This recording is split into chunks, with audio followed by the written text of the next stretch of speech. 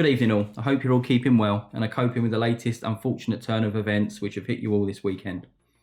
It's been a while since my last regulatory video update and a fair amount has happened since then. However, some concerns and issues remain, and it's one of these pressure points which I'm going to focus on today. In this video, I wanted to provide you with an update on licensing renewals in terms of what the regulatory bodies are potentially looking to do in relation to assessments of travel businesses, what the knock-on effects to your future bonding and insurance requirements might look like, and finally, what you should be doing in order to prepare yourselves for your upcoming renewals.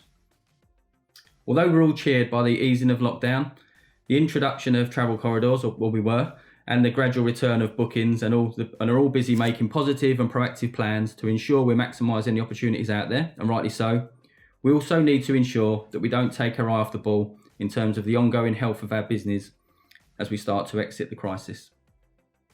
In fact, history tells us that companies are more at risk when exiting a recession than they are entering one. Couple this with the widely predicted protracted nature and uncertainty of exiting the pandemic, and you have a scenario whereby every travel business, regardless of their previous financial standing or product mix, should remain agile in their thinking and future planning. The continued updating of marketing, sales, products and financial strategies and plans is of the utmost importance. Many of you would have pulled together cash flow and trading forecasts when the crisis hit, maybe in order to apply for receivables or some other reason. The point is that this exercise should be carried out regularly, at least every month, as we continue to progress through the crisis. So whilst we're keeping an eye on the market, government advices, our staff and countless other moving pieces of the recovery jigsaw, we also need to be fully alert, conscious and focused on our licensing renewals, without which of course we cannot trade. Before we know it, September will roll around and we'll once again be in the thick of one of the two peak renewal periods.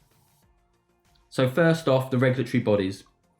It's widely accepted by most that ABTA have played a lead role in ensuring that key measures have and continue to be put in place by the government and other bodies, and that behind the scenes they have tirelessly championed travel agents and travel suppliers alike, highlighting the perilous situation all businesses in the travel chain find themselves in. The government and CAA's long-awaited and overdue official acceptance and confirmation of the protection of RCNs was largely driven by ABTA's relentless handing and pressure. I guess then we should expect that they, of all our licensing bodies, should be the most forthcoming in highlighting that they will be understanding and flexible in terms of assessing members' financial position in terms of upcoming renewals. In fact, ABTA have put it out there that renewals, at least for the short to medium term, will be predicated more on the renewal of the ABTA bond than the members' current financial standing. The CAA, however, have been more elusive in terms of saying anything, and it's ATOL licence renewals which are the main concern. The CAA was still dealing with the fallout of the Thomas Cook failure when coronavirus hit us, which then led on to the CAA extending the April renewal by a month in order for them to obtain enhanced management information from travel companies, which then led on to monthly reviews of certain businesses, all of which is a drain on resource, which is the biggest cause of concern, their availability of resource. Large-scale ATOL holders have someone specific assigned to them, someone who knows their business pretty much inside out and who's on hand to work with the ATOL holder. These ATOL holders will be in a position whereby they can leverage that relationship in a way that assists their renewal, mainly due to the fact that they have someone they can speak to and proactively work with. The biggest concern are those ATOL licence holders, those small to medium air tour organisers, agents and tour ops alike, who fall slightly under the radar due to their relative size. The question is, will the CAA have adequate resource in terms of the number of bodies with adequate industry knowledge to properly assess these smaller licence renewals, or will they apply blanket financial ratios which quite frankly are not fit for purpose in these challenging times? Well, we'll be doing all we can to gain more info from the CAA over the coming weeks. And finally, Iata. There was an initial concern back at the beginning of the crisis that Iata may be the licensing body where the industry struggles the most.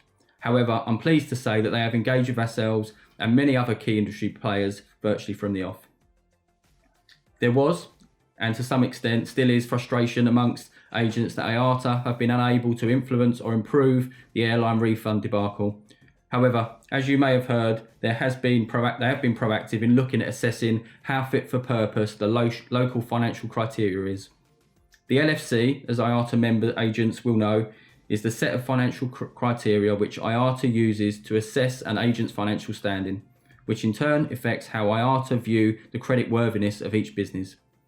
A process was kicked off many weeks ago now to look at the UK's local financial criteria, which we have been feeding into via ABTA, and the signs are that there will be a positive amendment made to the financial ratios. Changes, for example, that accept that travel businesses are unlikely to make a profit during the current financial year, which was a previous requirement. So in essence, Iata, ABTA and ABTA have or are making positive changes to financial assessments, and as far as for the CAA, we'll have to wait and hear. So this leads us on to bonding and insurance. It's fair to say that since the pandemic kicked in, there's been mass contraction in the bonding and insurance markets. So some of you might have felt at the start of this when you renewed your ABTA bond in March, which was when underwriters started to insist on enhanced forecasts and information as to how the crisis is starting to affect your business. Well, this hasn't gone away.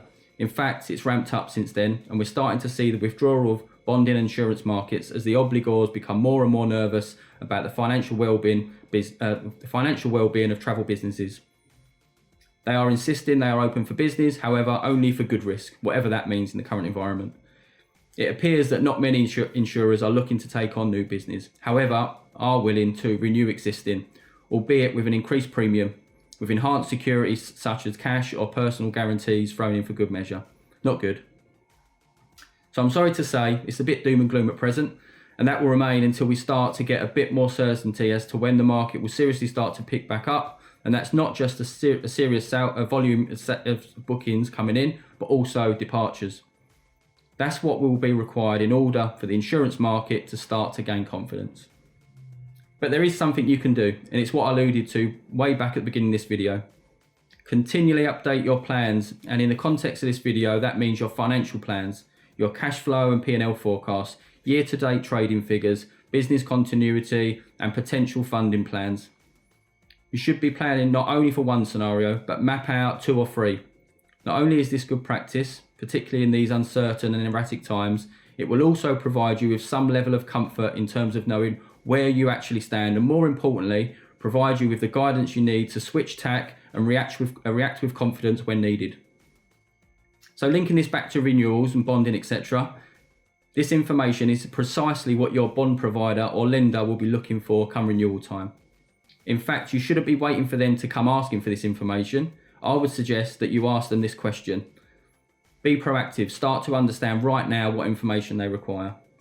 This will give you breathing space in terms of getting the information together and receiving their feedback on the bond application. Should you be concerned by your upcoming renewal, or if you have any specific questions relating to bonding or travel insurance, please be aware that Advantage Financial Services, your in-house insurance broker, are on hand to assist and can be contacted by emailing afs@advantagetravelpartnership.com. Should you require cash flow and P&L templates, it's worth noting that we have those in-house. Simply email one of your business development team and they'll send you those through as well. So to summarise, the licensing bodies are acutely aware of the difficulties and the effect this crisis is having on the travel businesses and travel business financial standing. And they're reacting in order to adapt their licensing renewal conditions. However, we mustn't be complacent or take our eye off the ball whilst we ramp up the focus on the green shoots. Insurance and bond underwriters are extremely nervous, so the more you can give comfort that you're considering all the options and all scenarios, and the more information you can provide in terms of medium-term financial forecast and planning, the less likely you are to encounter issues come renewal time. As you know, we're here to help, advise and assist, so please feel free to make contact with any of us at head office. Stay safe, keep well, and I wish you all the best. Thanks.